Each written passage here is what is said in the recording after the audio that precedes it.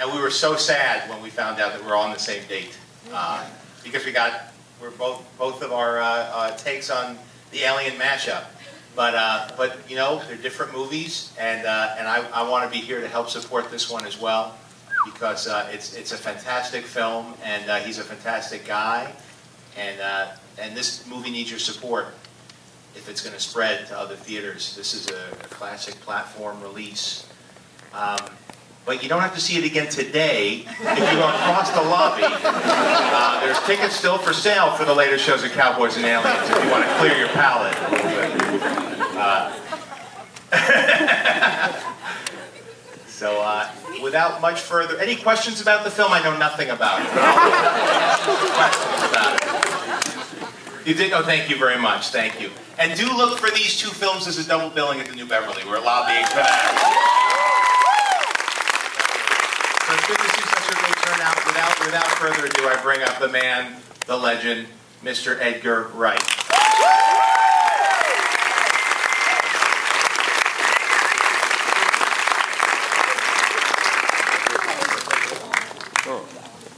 That was trippy, right? Thanks to Jon Favreau.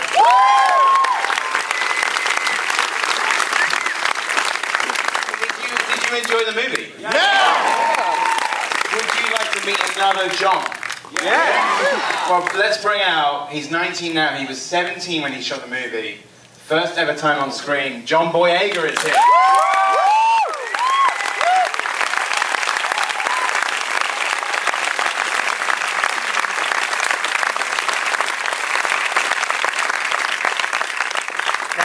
We haven't got long because they're going to kick us out of here in 15 minutes. So to get this going, what I thought is I'd ask you to ask some questions. So who would like to ask John what his previous drama experience is? This man. What is your previous drama experience? It's a very good question. I'm more theatre-based. I was doing a play at the Tricycle Theatre in North London before I got cast for Attack the Block. I was on stage for 10 minutes, and Joe, Naira Park, and Nina Gold came to see me, and then from that I got recall after recall. Then I got a part of this. Well done. Thanks. Right, well done. Let's ask. Who wants to ask John how he first heard about the film? This lady. Wow, I love your question. I first heard about it from my agent. My agent called me and told me that there was a film about an alien invasion set in South London, and I thought it was incredibly crap. I thought the concept was whack. I was just like, what the hell? But I still went up for it. And then when I read the script, I just absolutely fell in love with it, so that's how I heard about it. But it's alright, right? You know, it's alright.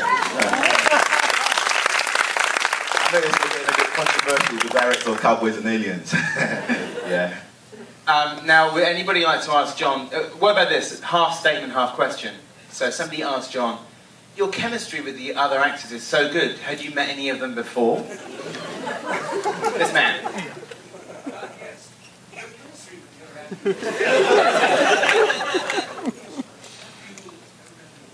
You really hammed that up, that was great. Got the part, man, you got the part. No, I didn't know any of them before. We met during the audition process. It was really scary because Franz Dramling, who plays Dennis, we were outside the audition room, and he was going up for Moses as well. So it was very tense. I was be like, oh, hey, what are you doing? How you doing? What role are you going up for? Moses. You? Moses. Do you know what I mean? But after that, we gelled, and then we became friends. Now, this was your first movie, and you know Joe Cornish, who directed the movie, who I'm a colleague of mine and a great friend. When he first told me about it, you know, one of my main roles in this was as a mentor to him, and the thing that I sort of was excited about but nervous about is it's an extremely ambitious thing to do for your first movie because lots of factors that people wouldn't kind of go near for a first movie. A lot of child actors, some as young as 8 or 10. Night shoots in a quite a tough area of London. You know, so the location work was pretty sort of tricky sometimes. Also, like puppets, like sort of. So, were you aware, like, given that this is the first time you've ever been on screen, you know, like, were you excited about the process? Were you aware that it was something pretty ambitious?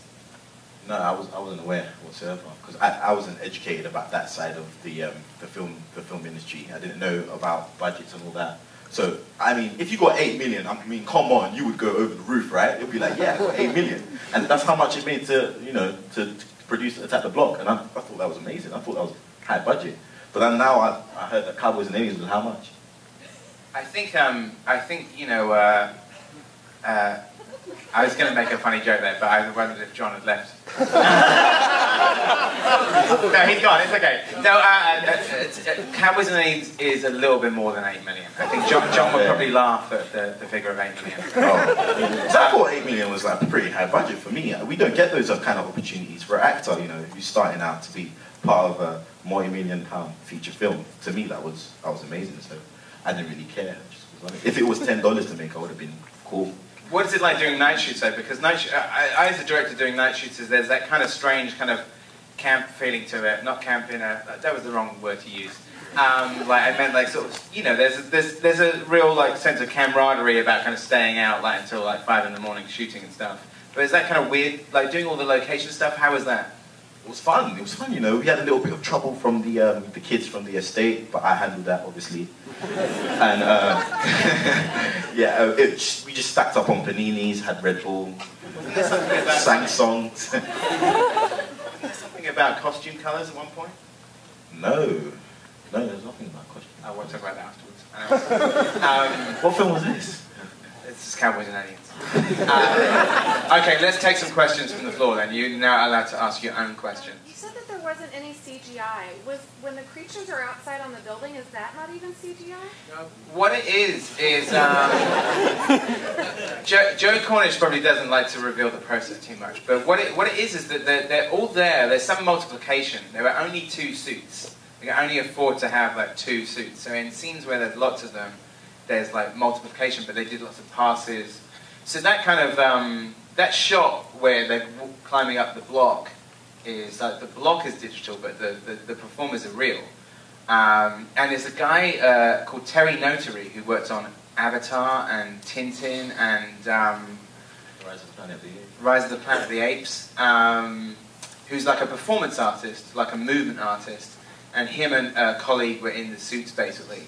So, so there is some CG stuff on their teeth, like the sort of the glow-in-the-dark teeth has got kind of digital assist. And also another thing that they did digitally is that they kind of took information away, so that the creatures look a lot blacker than they would do if you looked at them with the naked eye. But they're basically all there. And I think sort of that's a big thing, I think, for the performances. When I watched the movie, I mean, you hadn't done a film before, but you know, I think sometimes when people are acting against nothing, or like a tennis ball on a stick, you know, it doesn't necessarily get the best performances, or you have to constantly explain to the actors what's happening in the scene, but you actually had the monsters to play off, right? Yeah. He was there, like, proper there. Like, he made noises, like, Terry's crazy. Like, the first time I met him, he was in his alien costume. He's like, hey, I'm Terry, how you doing? I'm good, man. So you play the alien, right? Yeah, I'm gonna bite your ass off. What noise would he make? Let's take it again, John. You want me to run fast?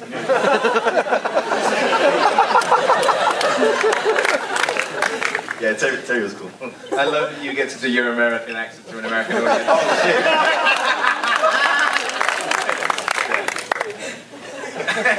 Okay, let's take another question. This man. Yes, I just wanted to say you were absolutely a natural on film. Come on.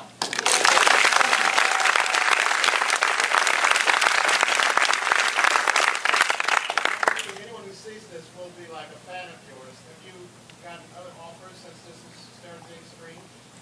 But you know what? Since I've come to LA, Hollywood has given me a very big warm hug and introduced me to different things that I never thought I would have read. Do you know what I mean? I'm reading stuff about flying and shit, and I'm just like, who the hell is going to be doing that? You're going up for it, John. Do you know what I mean? And it's crazy. But for me, it's just taking it slow and making the right decision. I know all of you loved, you know, Moses in Attack the Block. The next thing is that I do will be different. Ideally, I want it to be bigger. So you know, it's just about working with my team and trying to get, you know, the right job, really. But it's all about the money, right? It's all about the money. He's like, well, nah. Let's go right at the back there. Yeah, I have a question for John. Did you ever try to get any kissing scenes in with Jodie? Oh my gosh. Do you know what? Not, wait, whoa, with Jodie? Oh, hell no. No.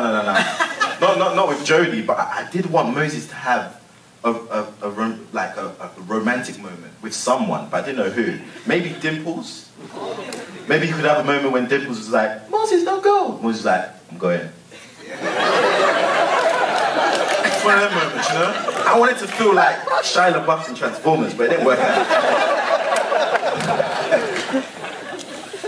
But which romantic lead for Shia? Old one or new one? Old one. Okay. Let's, man in plaid shirt though, yeah, with the hat. I would like to make a comment, like, congratulations on a really good opening role. Thank you. It's a great start to the career. I also like to say thank you for making a movie set in the hood, not about the regular general things set in the hood. It's like, you don't see a combination of aliens in the ghetto. Unless it's like Leprechaun 4 or... Leprechaun in the hood. So thank you for making a movie like that. And one question for you, Edgar. Why do you look like Jason Reitman? I don't know, I think sort of, well, I'm older than him, so he looks like me. And this is a director look, surely. Neither of us came up with that one. I have a question. Is it true that the entire future of this movie in the United States depends on these 232 people? It is true. Texting. You're quite right. And word of mouthing. So that we need actors to have them start texting. Get it out now. Crazy. Is it true? Yeah. Confirm it. That is true. If you enjoyed the movie, Allow it. use your word of mouth. Get on Twitter, tweet the shit out of it. Go and start a riot outside the Chinese theatre. Go and wrestle somebody to the ground who's lining up for Cowboys and Aliens. So if you enjoyed the movie, please tell your friends, because you know, we'd like more people to see it, and it relies on you, good people. Let's take just a couple more questions, and then we got to get out of here. Yeah, there you go.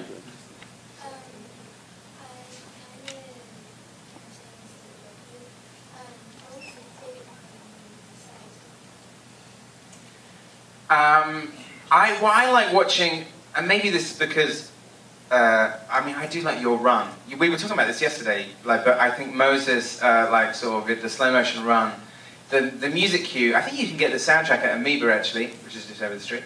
But it's called Moses versus the Monsters, and I think like I love that piece of music, and I love like John like running away from the aliens at the end.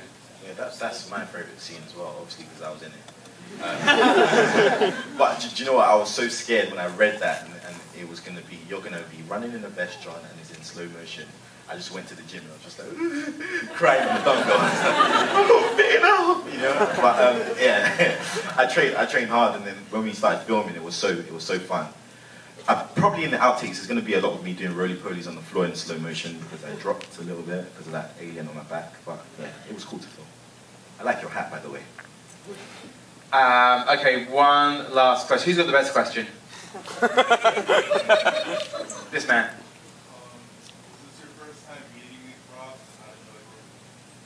Yeah, it was my first time meeting Nick Frost. He was cool. Nick Frost was like, he was bad on set. He was a bad you. Yeah, he done some bad stuff. Nick was cool to work with. When I first met him, he gave me a big hug, and he was just like, "You alright?" I was like, "Yeah, I'm cool." And he was just like, "Just fucking have fun." It was just, you know, it was cool. We filmed and we had fun and we had a ball. One last question to give out to somebody, sort of like, can somebody ask us if they should pay to see the film again? That man. Pay to see this film again? Yes, right now. Thank you very much. Thank you, Jon Favreau and John Boyega. Thank you for coming. I hope you enjoyed it. Tell your friends.